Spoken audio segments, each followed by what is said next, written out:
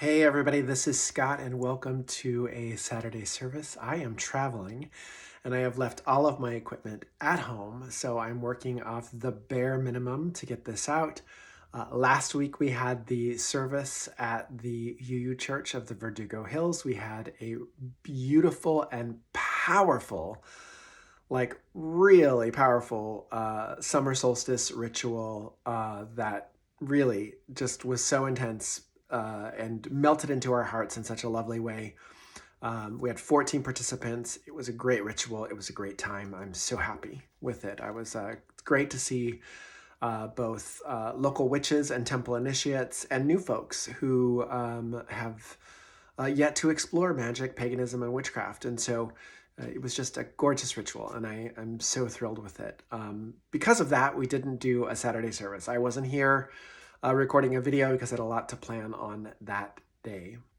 So today, I'm traveling. I left at sort of a last minute on a whim, and I'm helping a friend watching her kitties, which arguably they probably don't need to be watched, but it's a space to myself. I'm having a online game day with friends and attending a class with Temple of Witchcraft online.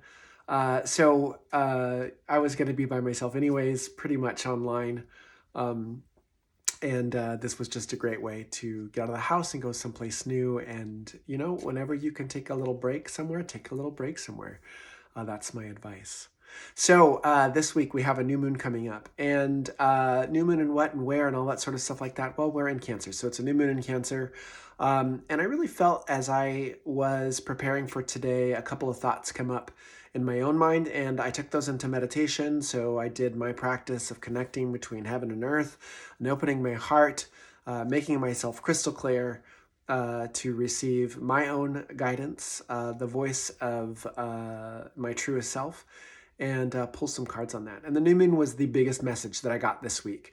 Planning magics around that, and just really looking at, you know, your astrology, your personal timing, the patterns of your life, and asking yourself, what could you really tap into this new moon for? I was particularly drawn to candle magic on this one. Even before I drew cards, and I did draw 3 cards. I actually drew 4 because I flipped the deck over because I just wanted to see something. So I'm going to play off that message this week. I'm just going to focus on that new moon. There's lots that I've talked about before about the distraction of the internet, about splitting our focus, about choosing our subscriptions, about really dialing into what we need. You know, I think as we move into a world of deeper and deeper AI and, you know, politics that are happening right now and a lot of the misinformation, bots, and all the other things that are out there, I think that message is always important, and I'm just going to leave it pinned there. And if you're curious about any of those things, you can go back into the previous posts of the Saturday services, and it's there. So I'm just going to focus on the new moon for this particular message. That new moon in Cancer, that is the Great Mother. She says, I feel, right? That's a great lunar correspondence between Cancer and the moon. Her card is the Chariot. The Chariot is really finding the balance of holding and letting go, of power and control, and also freedom of movement. You know, it's this wax and wane, it's this back and forth in the Chariot card. And the Chariot's also a vehicle. It says it can take us places, right? We can go places with the Chariot. So what is it that I wanted to add to the message today? I'm using the Linestrider Tarot. I gave this to my friend. I'm at her house. I'm using her deck. That first card there is the Magician. This really speaks to us as a message about preparing ourselves and remembering that we are magicians, we are witches, we are shamans, whatever you want to call it. We have the capacity and the power to get shit done, right? We make stuff happen. This card in particular really feels to me like gathering our tools and remembering our adepthood, that we are powerful beings. I don't mean that in a very, you know, glib, popular sort of way. I mean that in you're alive, you are part of nature, you are made of stardust, right? You're creatures of ideas. Gather the tools and prepare for this new moon in the way that's right and perfect for you. This would be a great card as a reminder for that. that we have all the elements at our disposal to get that shit done. When I asked about, what's really coming up in this and what's coming down in this, and I like to look at those two things, because when things come down from a high source, a high vibration source, or like a stellar force, it often stirs things up underneath, and that underneath is usually our own subconscious. It's the stuff that we're not directly looking at. So I kind of wanted to pull cards on that. So what I got for the upper energy sort of things was the Four of Wands. This is a really gorgeous deck of entwined little beasties and flowers in a wreath. Those are, I believe, the hare or rabbit in that card. And this one really says to focus on the celebration or the accomplishment, the achievement of completion. So that could be a really good focus for this new moon. If you're doing another new moon spell about the same thing, I might question that, because you're constantly starting from fresh.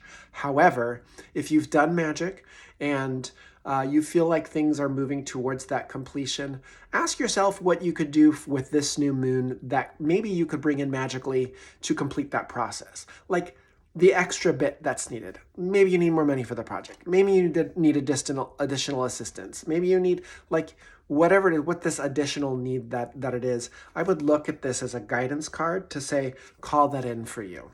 What comes up in this energy, so this might be what's drummed up, is actually another major arcana card, which is the Fool.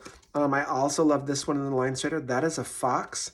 And I'm not sure what the bird is up there, but I want to imagine that it's a corvid of some sort, maybe a crow, or maybe even a blue jay. I don't know. One of those pesky ones that's guiding us. Maybe I'm wrong. Maybe it's a crane. I can't tell. I'm not wearing my glasses. But in this card, this is what comes up. This is the spirit of adventure. This is, yes, we plan with the magician, but also remember to let go, to have fun, to engage the journey, to be a part of it, that you're not alone in it, that you're connected to this great tapestry and pattern of things, that if you're really focused in on this new moon and you gather your tools, you pack your little, your little Fool sack, where's his little bag there?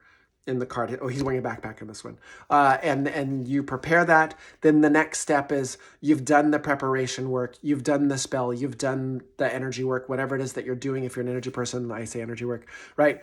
And then you go out on that journey and you make it happen, right? Like you make it happen because you engage it, because you go out to meet the magic. The magic doesn't necessarily come to you.